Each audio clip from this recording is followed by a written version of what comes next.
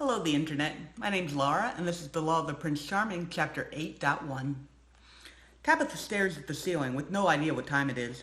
The only light in the room comes from an artifact lamp next to the bed. A servant had knocked several times, but then went away again. She sits up and reaches into the pocket of Wild Rose's discarded clothes to pull out the storybook. She runs her fingers over the leather cover, feeling the rose relief in the middle of the three gems, which are flashing slowly. Tabitha opens the book. Words write themselves across the page. Notifications pending. The words fade away, and after a moment rewrite themselves. Scriven notifications, Tabitha says. Unusual increase in magic levels detected. Unusual increase in magic levels detected. Unusual increase in magic levels detected. Wild magic possible. The Rose Storyteller is no longer detected within range. Unusual decrease in magic levels detected. Wild magic threat passed. Tabitha takes a shaky breath. Contact call. She pauses. Wild Rose had told her to tell the huntsman what had happened, but she can't imagine what he can do to help now. The tale is progressing smoothly again on its own. Tabitha closes the storybook. Tabitha knows it's her fault that it happened, her fault that Wild Rose is gone. If only she had paid better attention to the Lady of Bluedell, or if she hadn't gotten tangled in her dress when the Lady of Bluedell fell. She opens the flap on Wild Rose's deck of cards and pulls out the first one. The picture is a figure in a robe, holding a staff with a glowing gem. It is called the Wizard. She can feel the laws sitting within it, waiting to be used. She clutches it to herself. The Lady of Bluedell stays in her room all of the next day, and Tabitha spends most of that time with her. It is partially because she wants to stay close and make sure nothing happens to the character Wild Rose has become, but also because the Lady of Bluedell insists on being with Tabitha whenever possible. The other ladies come to visit and chat for a while before wandering off to find other amusement. The day after that, the Lady of Bluedell fills up to leaving her bed, but wants to stay inside so the guests congregate in the pool hall. Tabitha watches the men play for a while, trying to determine the rules and objects from their actions. The occasional sound of the balls striking each other accents the airs as the ladies chat with each other and the men who are not currently playing. The Silver Lioness comes in on a gentleman's arm. She looks more pale than usual as the gentleman helps her to sit and brings her a drink. She watches the Lady of Bluedell rather intently before glancing at Tabitha. The balls clink across the table again. Stop showing off for the ladies, one of the gentlemen laughs. I can't help it if I'm not good, the second one replies. May I try? Tabitha asks. The gentlemen look at her. That's cute, my lady, but this is really not an appropriate pastime for a lady. Please, she bats her eyes. Well, okay then. Let me show you how to use it. Put your hands like this. The gentleman shows her how to hold the pool stick. Now try and hit the white ball so that it hits that blue ball. Tabitha feels an urge to giggle and ask him to help her with her arm. Across the table, the Lady of Bluedell is watching.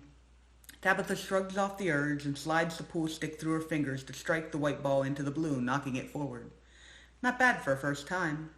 Tabitha shifts her position and aims again. Wait, it's not your turn. Oh, let her, the gentleman waves him off.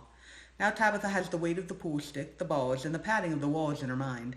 She lines up on the white ball and strikes it into the blue ball again, sending it bouncing twice and into the hole. Well, that was great luck, but it wasn't your turn, the gentleman says. Tabitha looks up to see the lioness approaching the Lady of Bluedell. Tabitha shoves the stick into the closest gentleman's hand and rounds the table. What do you say we go outside for some fresh air, my lady? Tabitha says. The Lady of Bluedell looks up at her and nods. Tabitha stares into the Lady of Bluedell's eyes for a moment, wishing she could see something of Wild Rose in them. A servant comes into the room. My lady, I just received a message that the Lord of Bluedell is on his way home. He already? The Lady of Bluedell asks. He got word of your accident and left immediately. He's probably just a few hours from home. I see. Thank you for telling me. Tabitha feels her chest tighten at the idea that the tale will be ending soon. She would have to leave, and she would have to explain to the huntsman what happened. Lady of Redstone, the Lady of Bluedell takes her hand. I need your help. Yes, my lady? Come with me. The Lady of Bluedell leads Tabitha up to her room. She goes over to the nightstand and pulls something out. You have to help me get it clean. She pushes a key into her Tabitha's hands. The same key Wild Rose had held that night, the tail's locust. It looks perfectly clean to me. No, there's something on there. Can't you see it? The dark stains? Ever since I used it to unlock the wardrobe. The mention of the dark stains pierces through Tabitha's confusion. The main character this tale often sees blood stains on the key because she has seen the dead bodies in the wardrobe.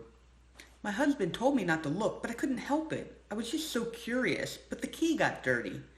He'll know. He'll be so angry. Tabitha fears a piercing anger at the idea of the Bluebeard being angry at the Lady of Bluedell, but is glad the tale is playing out properly.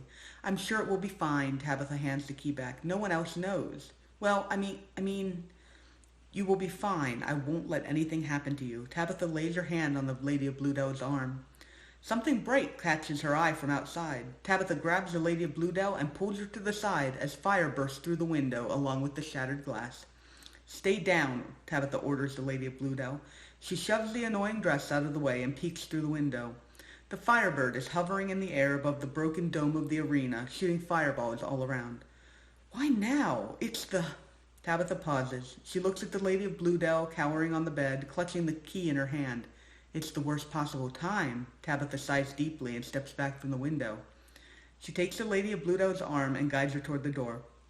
Go downstairs and tell everyone they have to hide. No, don't leave me, the Lady of Bluedell clutches at her arm. I need to go. The Firebird got out and I can fight it. But I won't let anything happen to you. Tabitha stares into her brown eyes. You will be fine. Just go. The Lady of Bluedell flees the room. Tabitha goes back to her own room and changes into a tunic and pants pulled from the bag. It feels good to be back in her own skin. She puts the storybook into her tunic, ties her hair back, and goes to deal with the Firebird.